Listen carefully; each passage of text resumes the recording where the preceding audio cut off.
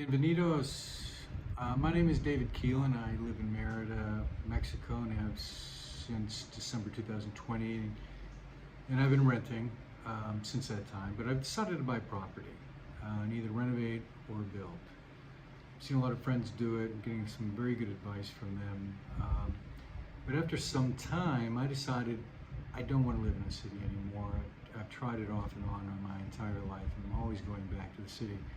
Or to the countryside, and that's where I grew up, and that's where I'm more comfortable, that's where I'm happiest, and it doesn't hurt, when you move out to the countryside, some of the pueblos surrounding Merida that you're going to find some really interesting properties, much more inexpensive than if you were to buy in Centro or some of the surrounding neighborhoods. So in my case, I'm buying a lot in a pueblo named Soyace, which is about a 40-minute drive directly south of Merida Centro.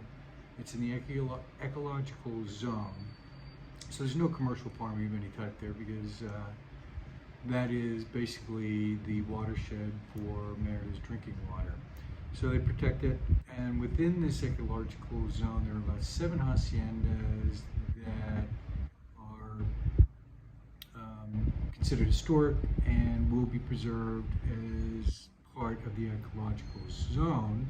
And Soyace has one of those haciendas. Now the town itself is about 550 people, but it is growing. It's at about 100 people every 10 years, if you look at the census. And the population is evenly split between men and women. The average family size is about 2 people. It's great to go down there. There's a lot of activity at the hacienda. On Sundays there's a football game. A lot of wildlife around. You see people on their horses walking around. The hacienda is just beautiful.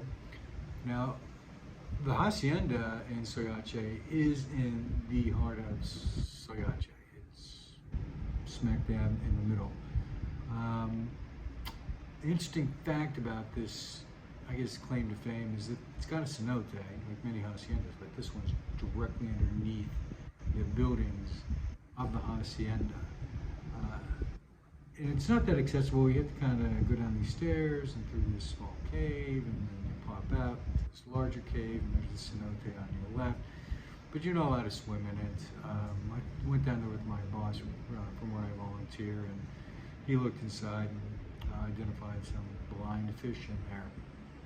But I'm not interested in going back. Seen it once, that's enough. But the grounds are beautiful to walk around. They got a fenced-in area for deer that they're trying to recuperate. They've got a swimming pool, and they got a wade pool. They got a picnic area. They got a campground. So it's really kind of a community center for the surrounding area. So it's got a beautiful chapel, and they restored the interior of it, and they have masses on Saturday evenings, but it appears they may have added a Sunday Mass. I need to find out from one of the neighbors. But it's a very small pueblo. As I said, there are some other amenities in the surrounding area, but Soyace itself is pretty much limited to tiendas. But you can go to the larger pueblos for other services, but Merida is still very convenient. It's also close to the fairgrounds and a lot of events that occur there during the year. So it's not like you're isolated and being out there. It's close enough, and I think over time, as Merida is growing, Soyace is just going to capture people's attention, and the surrounding area is just going to continue to grow. So why am I making this video? I've been encouraged to, because this is a unique experience for me. I like to write, so I'll be doing some writing about this. But because I've seen many videos out there, if you're watching this, you've probably seen them too, about building in Merida or in the Yucatan. But I haven't seen one that takes you all the way through the process, from purchasing to step 1, step 2, step 3. What are we going to do about this little project? How does it all come together to be one big project, and how is it managed? And it's my intention at this point to manage it myself, which a lot of people have will discourage anybody from doing so if you don't have any experience. I come from a background that may help a little bit here, but I've never built a house before, let alone think about building one in Mexico. But because I have a lot of friends who have done this, I've got a lot of good advice and will continue to get good advice from them. And there are a number of Facebook channels or pages out there that have a lot of information. You know, people who have done this before, who ask you a lot of questions or explain situations that they've gone through. You know, I save those and I refer to them often as I go through my process. You know, whether you're looking for water softener, a plumber, or a good solar company, you know, what have you, you're going to find it on one of these Facebook groups. So hopefully I can contribute to that body of other videos out there just in a different way, and hopefully you can take something away from it and contribute as well, because I'm looking forward to comments, advice. Did you think about this, or why did you do that? Are you crazy? You know, whatever. You know, I got thick skin. Just keep it polite. You know, this is a collaboration, and I really hope that you feel encouraged and welcome to participate. Now, my experience here is a little bit more complicated than I had expected, because the Mexican federal government has a requirement that all legal residents have to obtain an RFC, which is the equivalent to a U.S. Social Security number. And because of this new requirement, and there was a deadline attached to it, every Mexican national or legal resident is rushing to the SAT, the Mexican version of the IRS, to get their tax ID number. They're not equipped for that kind of a rush. They're really in the weeds. So it's probably going to take me another 2 to 3 months just to get my RFC, and then I can begin what they call the bank trust process, Fídiecomiso, because where the property is located, the foreigner is not able to own that property outright. The bank trust can own it, and you can own the bank trust and be the beneficiary of the bank trust. And that's how the federal government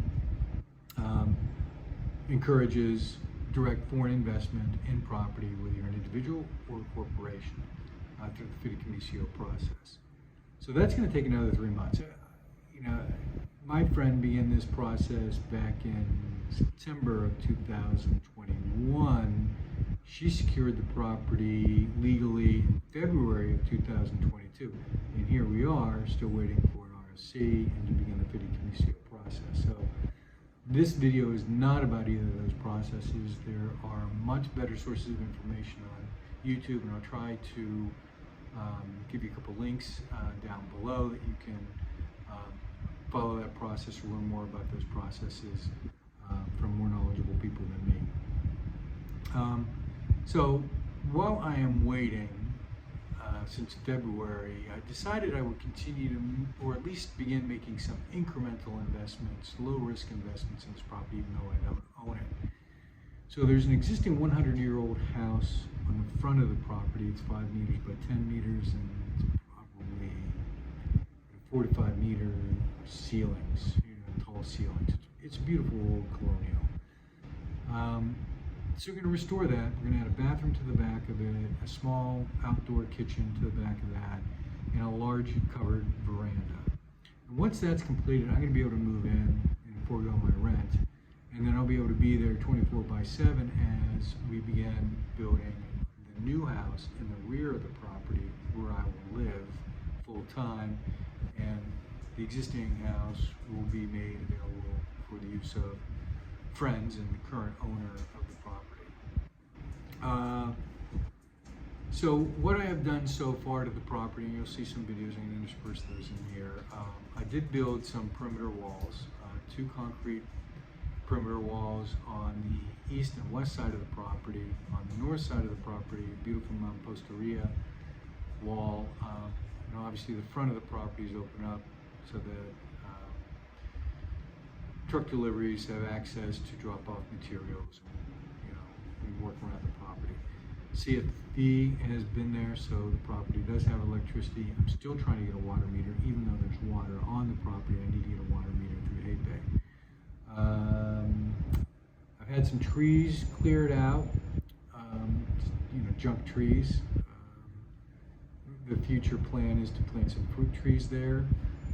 And then I did build a bodega in the rear of the property that's about 3 meter by 5 meter and 3 meters tall. So I need that for storage as well. So, like I said, plans to restore the existing home, add the bathroom, add a small kitchen, the veranda, and then move in. Do plan on building a dipping pool, and just have some nice entertainment areas. So as we go through this and the project evolves and it moves along, I'll provide as many updates as possible, and hopefully we can all learn something from this. So if you've gotten through the video this far, I appreciate it, and we will see you again